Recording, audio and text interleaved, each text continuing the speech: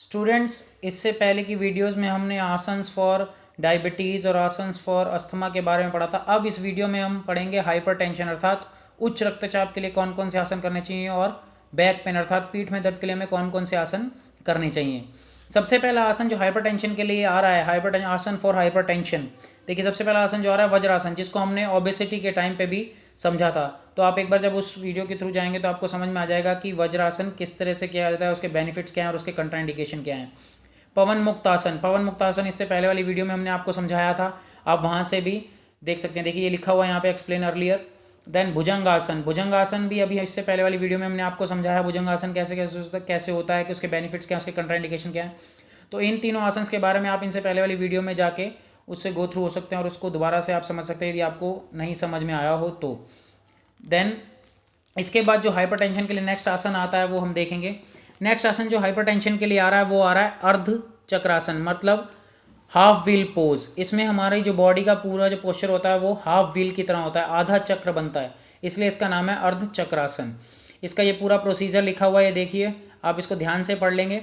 Then main जो points हमें देखने हैं वो इसके बेनिफिट्स और कंट्राइंडिकेशंस क्या क्या होते हैं। बेनिफिट्स अर्थात इसके लाभ और कंट्राइंडिकेशन में कौन कौन सी सावधानी बरतनी चाहिए। सबसे पहला इसका बेनिफिट क्या आ रहा है, वेस्ट बिकम फ्लेक्सिबल, अर्थात जो हमारी कमर है, यदि हम अर्ध चक्रासन करते हैं तो हमारी कमर की जो लचक है वो बहुत ज़्यादा इंप्रूव हो जाती है, बहुत हमारी कमर और ज़्यादा लचीली हो जाती है। Then strengthen the backbone, ये हमारी जो बैक बोन है, जिसको स्पाइनल जो हमारी बैक बोन है, रीढ़ की हड्डी है, उसको ये मजबूती प्रदान करता है। High BP comes to normal, यदि हमें हाई बीपी की प्रॉब्लम रहती है, हाई ब्लड प्रेशर रहता है, तो भी वो नॉर्मल हो सकता है यदि हम इस आसन को रेगुलर करते हैं। Tone the arms and shoulder muscles, ये बेसिकली हमारे जो कंधों की मसल्स हैं और जो हमारे बाजुओं की जो मांसपेशियाँ हैं, बाजू की मांसपेशियाँ और कंधों की मांसपेशियाँ, इन दोनों को टोन करता है, मतलब उनको एक धीरे धीरे करके उनको एक शेप प्रोवाइड करता है। उस पर अगर एक्स्ट्रा फैट है तो उसको एक्स्ट्रा फैट को रिमूव करने में मदद करता है। देन कंट्राइंडिकेशन, इसकी सावधानी क्या होती है, keep knee straight while bend backward, यदि आप पीछे की तरफ इसमें झुकते हैं, आपको ये ध्यान रखना है जब आप पीछे की तरफ अर्धचक्रासन की अवस्था में जा रहे हैं तो आपके जो घुटने हैं वो मुड़ने नहीं चाहिए, घुटने आपके हमेशा स्ट्रेट रहने चाहिए। ये था आपका भुजंगासन। देन हाइपरटेंशन के लिए जो नेक्स्ट आसन आ रहा है वो आ रहा है शवासन। शवासन बेसिकली एक रिलैक्सेटिव आसन भी है, इसमें बॉडी को माइंड को सभी तरीके से रिलैक्स भी मिलता है। तो शवासन का ये पूरा प्रक्रिया लिखी हुई है, इसको आप ध्यान से पढ़ लेंगे, आपको समझ में आ जाएगा कि इस आसन में क्या करना है। बाकी इससे रिलेटेड एक वीडियो मैं भेजूंगा जिसमें इन सभी आसन की पिक्चर होंगी, जहाँ से आपको समझ में आ जाएगा कि ये आसन कैसे कैसे हैं, इनकी क्या मतलब उनकी मुद्राएं कैसी कैसी हैं। देन शवासन के बेनिफिट्स क्या क्या होते हैं। शवासन के जब हम बेनिफिट्स की बात करते हैं तो सबसे पहले आता है relax whole body. Basically shavasana एक रिलैक्सेटिव आसन है, इसलिए ये हमारी होल बॉडी को रिलैक्सेशन प्रोवाइड करता है। रिलीज स्ट्रेस, ये हमारे तनाव को, फैटिग थकावट को, डिप्रेशन, यदि हम किसी बात की डिप्रेशन में या कोई हमारे माइंड में बहुत ज़्यादा डिप्रेस्ड है या कोई डिप्रेशन है उसको, और यदि कोई चिंता है तो उसको भी हम इसके थ्रू रिलीव कर सकते हैं। देन काम्स द माइंड, ये हमारे माइंड को शांत रखने में, हमारे मस्तिष्क को, हमारे दिमाग को शांत रखने में और इम्प्रूव मेंटल हेल्थ, और हमारी जो मेंटल हेल्थ है, जो हमारी मानसिक स्वास्थ्य है, उसको भी मदद करता है, इम्प्रूव कर उसको भी बढ़ाता है। देन इसके क्या क्या कंट्राइंडिकेशन है, इसके कंट्राइंडिकेशन हम देखेंगे तो क्या लिखा हुआ, place where shavasana is performed should be peaceful with no noise at all, अर्थात जो भी प्लेस है जहाँ पे भी हम शवासन करना चाह रहे हैं, वो शवासन जो हम कर रहे हैं बेसिकली वो प्लेस बिल्कुल शांत होना चाहिए और वहाँ किसी भी तरह का कोई नॉइस नहीं होना चाहिए, मतलब वहाँ पे किसी भी तरह का कोई शोर नहीं होना चाहिए, जिससे हम इसको आसानी से आराम से कर सकें। अब इस वीडियो में जो नेक्स्ट डिजीज़ है, जो बैक पेन, जिसको हम पीठ में दर्द भी कहते हैं, उसके लिए जो आसन हैं उनको भी हम एक बार पढ़ लेंगे। आसन्स फॉर बैक पेन, इसमें कौन कौन से आसन हमें करने चाहिए। अर्ध मत्स्येंद्रासन, अर्ध मत्स्येंद्रासन को हम पहले ओबेसिटी के टाइम पे भी एक्सप्लेन कर चुके हैं और उससे पहले भी एक्सप्लेन कर चुके हैं, तो आप वहाँ से इसको पढ़ सकते हैं, एक बार देख सकते हैं। भुजंगासन, इससे पहले की वीडियोज़ में भुजंगासन को भी एक्सप्लेन किया गया है, तो मैंने इसको दोबारा से एक्सप्लेन ना करके आपको बता दिया कि पहले की वीडियो में भी आप इसको वहाँ से भी दोबारा से देख सकते हैं।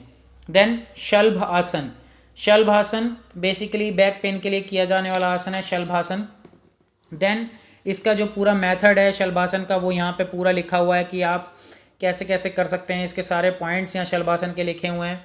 बाकी वीडियो में आपको इसके नेक्स्ट वीडियो जो इसके बाद जो वीडियो आएगी उसमें आपको पता चल जाएगा कि इनके मुद्रा, इनकी अवस्था कैसी कैसी होती है, उसमें उन सब के डायग्राम्स बने होंगे। देन बेनिफिट्स, क्या बेसिकली शलभासन के क्या क्या बेनिफिट्स हैं? दिस आसन is very helpful in back pain. Basically यदि हमें बैक पेन हो रहा है तो शलभासन बैक पेन के लिए बहुत ज़्यादा लाभकारी है। इंक्रीज फ्लेक्सिबिलिटी, बेसिकली ये हमारी कमर की लचक, हमारी बॉडी की लचक को बढ़ाता है। रिड्यूस फैट, ये हमारी जो फैट है ओबेसिटी, मतलब यदि हमारी बॉडी पे एक्स्ट्रा फैट है तो उसको भी रिमूव करने, उसको भी रिड्यूस करने में मदद करता है। हेल्प इन क्योरिंग साइटिका, और ये साइटिका को क्योर भी करता है। साइटिका बेसिकली आप यहाँ पे समझ लें कि साइटिका होता क्या है। ये ऐसा दर्द है जो नसों से शुरू होता हुआ पीठ के निचले हिस्से से होते हुए हमारे एक पैर या दोनों पैरों तक पहुँचता है, तो ये होता है साइटिका। तो आप साइटिका की यदि आपको प्रॉब्लम है तो इससे भी आप अगर यदि शलभासन करते हैं तो उससे आप आराम से उससे रिलीफ पा सकते हैं। देन जो सेकंड आसन आ रहा है वक्रासन, मतलब जो इसके बाद आसन आ रहा है वक्रासन, जो हमें बैक पेन के लिए करना होता है। ये वक्रासन का पूरा प्रोसीजर लिखा हुआ है, देखिए प्रोसीजर लिखा हुआ है, उसके बाद इसमें सारे पॉइंट्स के इसको ध्यान से पढ़ लीजिएगा।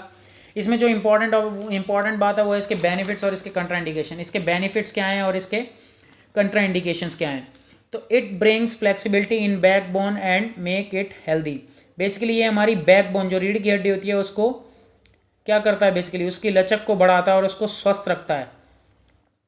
Relieve stiffness from the back, help in reducing back pain. ये बेसिकली हमारे जो बैक पेन है उसको रिड्यूस, उसमें जो बैक में जो पेन है उसको रिड्यूस करने में मदद करता है। और स्टिफनेस, यदि हमारी बैक बहुत ज़्यादा टाइट हो जाती है, अकड़न सी आ जाती है, उसमें स्टिफ हो जाती है, तो उसको भी धीरे धीरे ये रिलैक्स कर देता है।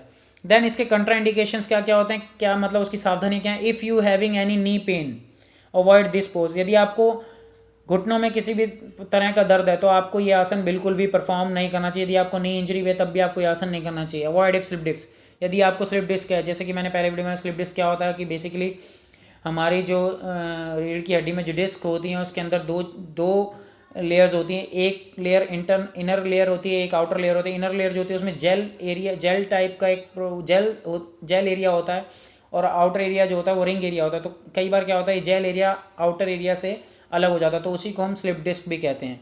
तो बेसिकली ये सारे आसन्स थे जो आपको बैक पेन और हाइपरटेंशन के लिए पढ़ने थे।